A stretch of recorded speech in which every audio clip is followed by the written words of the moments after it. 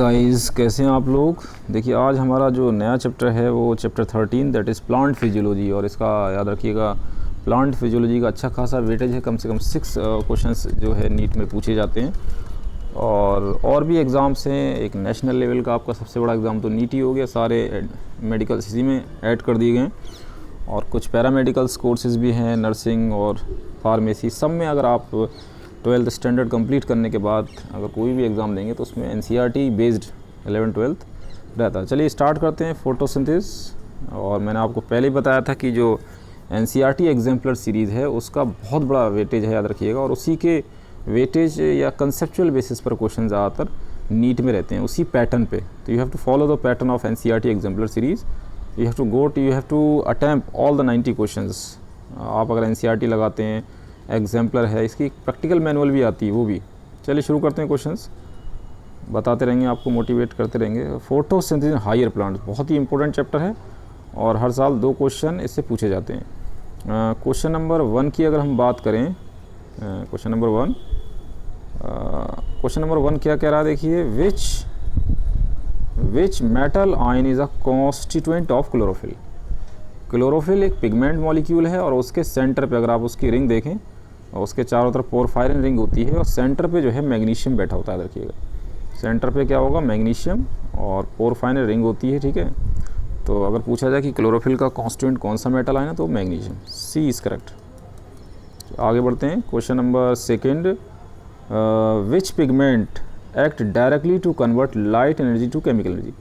ठीक है, सन की रेडिएशंस होती हैं, उसमें लाइट एनर्जी होती है, उसको डायरेक्टली केमिकल एनर्जी में कौन तब्दील करता है। तो याद रखिए, chlorophyll A having the ability to convert this. Chlorophyll A के पास ये एबिलिटी है, तो ए इज़ करेक्ट। औरों के पास भी है, लेकिन डायरेक्टली कन्वर्ट करने की जो एबिलिटी है वो क्लोरोफिल ए, क्योंकि इसके पास फोटो सिस्टम्स होते हैं, PS1 PS2 और साइक्लिक नॉन साइक्लिक फोटोफॉस्फोराइलेशन चलता है इनके अंदर, थैलाकोइड के अंदर। Question number 3, which range of the wavelength is called photosynthetically active radiation, PAR। Photosynthetically active radiation की जो वेवलेंथ होती है वो किस रेंज में आती है, तो 400 से 700 नैनोमीटर के बीच में। इसी रीजन में हमको ये विजिबल रेडिएशंस है जो हमें दिखाई देता है, इसी रेंज में दिखाई देता है 400-700। और इसी जो विजिबल रेडिएशन सोलर रेडिएशन सन की आ रही, उसी रीजन में वो PAR कहलाती हैं, that is photosynthetically active radiations, जिस रीजन में फोटोसिंथेसिस होता है। Question number 4, which light range is most effective. बहुत ही बेहतरीन क्वेश्चन है कि कौन सा सबसे बेस्ट इफेक्टिव मेथड जो है, मतलब most effective wavelength for the photosynthesis, सबसे ज़्यादा इफेक्टिव, याद रखिएगा, रेड है, सी इज़ करेक्ट। ऊपर वाले का डी था, ऊपर वाले का डी नहीं था, ऊपर वाले का सी था, वो लगा हुआ था, लेकिन वो बेसिक सी है, 400 से 700 नैनोमीटर। क्वेश्चन नंबर 4 की बात आती है, मोस्ट इफेक्टिव फोटोसिंथेसिस किस में होगा, रेड रीजन में। अब कुछ बच्चों का ये सवाल है कि NCERT में लिखा हुआ है कि फोटोसिंथेसिस ब्लू और रेड में ज़्यादा होता है। तो आप दोनों की पीक्स देखिएगा, दोनों की अलग अलग पीक्स होती हैं, लेकिन जो आपका रेड वेवलेंथ है, रेड रीजन, उसमें याद रखिएगा दोनों PS1 photo system 1 photo system 2 उसी में ही आते हैं। और दोनों रिएक्शन सेंटर आपका बन गया PS1 PS2, और उसकी जो वेवलेंथ है एटलीस्ट 680 और 700 नैनोमीटर। PS1 की 700 है और PS2 680 नैनोमीटर, तो वो रेड में सबसे ज़्यादा इफेक्टिव है, C is correct.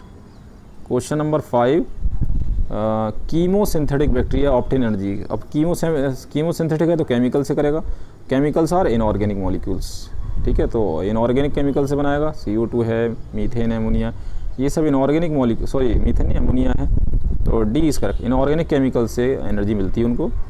Question number 6, energy required for ATP synthesis in PS2। कह रहे हैं कि ये जो एनर्जी रिक्वायर्ड ATP बनाने के लिए फोटो सिस्टम 2 में जो है कहाँ से आती है एनर्जी, तो याद रखिएगा प्रोटोन ग्रेडियंट क्रिएट होता है इसमें, ठीक है। थाइलाकॉइड मेम्ब्रेन के अंदर प्रोटोन ज़्यादा हो जाते हैं, प्रोटोन, ठीक है, एक ग्रेडियंट, अंदर प्रोटोन, अब अंदर और बाहर में क्या होगा, एक तरफ प्रोटोन का कंसंट्रेशन ज़्यादा हो जाएगा और एक तरफ कम होगा, तो उससे ग्रेडियंट क्रिएट हो जाता है। तो प्रोटोन ग्रेडियंट से ATP बनती है, क्योंकि उसमें जो आपका थाइलाकॉइड मेम्ब्रेन है उसमें ATP सिंथेस है, और ATP सिंथेस ADP को ATP बनाता है। तो प्रोटोन ग्रेडियंट क्रिएट की वजह से PS2 में ATP बनती हैं। क्वेश्चन नंबर 7, ड्यूरिंग द 7 क्या, during the light reaction in photosynthesis following are formed, क्या बनता है लाइट रिएक्शन का, क्या प्रोडक्ट है? तो याद रखिए लाइट रिएक्शन का ATP है, hydrogen donor, oxygen, it is a product C. ATP is the main product of light reaction as well as oxygen evolved at the time of photosynthesis and hydrogen donor. तो C is correct. चलिए आगे तरफ बढ़ते हैं. Question number 8. Dark reaction in photosynthesis also called, क्या कहा जाता है? It can occur also in dark. It does not depend on light energy. It can not occur during daylight. It occur more rapidly at night. तो ये it can occur in dark also. Dark reaction dark में तो होगा ही. देखिए इसमें अगर आप question देखें तो आपको कन्फ्यूजन हो सकता है इसमें. ये दिन में भी हो सकता है, ये लाइट, ये दिन में अगर आप डार्क में रख दें जहाँ बिल्कुल लाइट ना हो वहाँ भी होगा, तो डार्क में ही होगा. It can also occur in the dark. A is correct. Question number 9. ज़्यादातर साइकिलों से क्वेश्चन है, जितनी साइकिल्स हैं C3 C4 है ना, और केमियोस्मोटिक मॉडल सबसे इंपॉर्टेंट है, पीटर मिटशेल ने दिया था. Phosphoenol pyruvate is primary CO2 acceptor in. PEP जो है वो प्राइमरी CO2 एक्सेप्टर किसके अंदर है? तो वो C4 प्लांट के अंदर, याद रखिएगा. A is correct. उसमें ऑक्जेलो एसिटिक एसिड कंपाउंड बनता है, फॉस्फोइनॉल पायरुवेट एसिड, PEP, वो उसी के अंदर है, ऑक्जेलो एसिटेट बनता है. तो A is correct. Question number 10. Splitting of water is associated with. Water का जो स्प्लिटिंग होता है वो किससे एसोसिएटेड है, कहाँ पे एसोसिएटेड है? फर्स्ट नहीं, ल्यूमिन नहीं, lumen of थैलाकोइड, both pH1 pH6 नहीं, inner surface of thylakoid membrane. D is the most appropriate. Thylakoid membrane के अंदर की तरफ जो है पानी का स्प्लिटिंग होता है.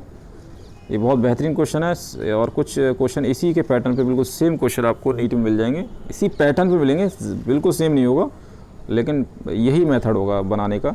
The correct sequence of flow of electron in the light reaction. Light reaction में जो लाइट रिएक्शन होता है केमियोस्मोटिक मॉडल में आप देखें थैलाकोइड की मेम्ब्रेन के अंदर, तो आखिर इलेक्ट्रॉन कहाँ से कहाँ फ्लो होते हैं? तो pH सेकंड के पास जाते हैं पहले, फिर प्लास्टोक्यूनोन के पास जाते हैं, फिर साइटोक्रोम के पास, फिर pH1 और फिर फेराडॉक्सिन.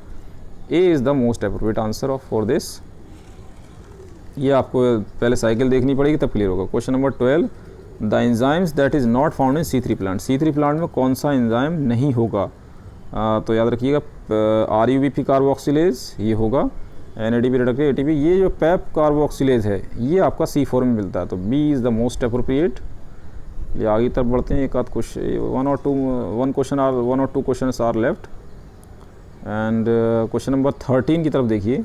The reaction that is responsible for the primary fixation of CO2 is catalysed by. कह रहे हैं जो प्राइमरी CO2 का फिक्सेशन होता है, CO2 का कॉम्बिनेशन होगा, चाहे वो पैप के साथ हो, फॉस्फेनॉल के साथ हो, या कोई 2 कार्बन कंपाउंड के साथ हो, इसमें कौन से एंजाइम्स कैटलाइज कराते हैं? तो RUBP कराता है अकेला, ऐसा नहीं है, पैप, ये दोनों कराते हैं. RUBP कार्बोक्सिलेज और पैप कार्बोक्सिलेज बोथ डन. ये CO2 का फिक्सेशन दोनों कराते हैं, एक C3 में है, एक C4 में है. क्वेश्चन नंबर, दोनों वैसे C4 में तो दोनों मौजूद होते हैं, C3 में आपका सिर्फ रिविस्को होता है. When CO2 is added to PEP, कह रहे कार्बन डाइऑक्साइड को अगर फॉस्फेनॉल पायरुवेट में, ये थ्री कार्बन कंपाउंड है, एक कार्बन ये हो गया, तो क्या प्रोडक्ट होगा? तो ऑक्जेलो एसीटेट बनेगा. ये 4 कार्बन का कंपाउंड है, इसलिए C4 साइकिल कहा जाता है. तो D is the most appropriate. तो it is all about the NCERT exemplar chapter, मतलब फोटोसिंथेसिस इन हायर प्लांट्स. मैं आपको फिर बता रहा हूँ कि नीट में इस यूनिट प्लांट फिजियोलॉजी, जो स्टीफन हेल्स फादर हैं प्लांट फिजियोलॉजी के, इसके लगभग 6 क्वेश्चंस हर साल रहते हैं, 6 और 7 क्वेश्चन. तो आप इसको अच्छे से करिए, और कोई भी अगर क्वेरी हो तो that is ask in the comment box. Keep watching, sharing and subscribe my channel.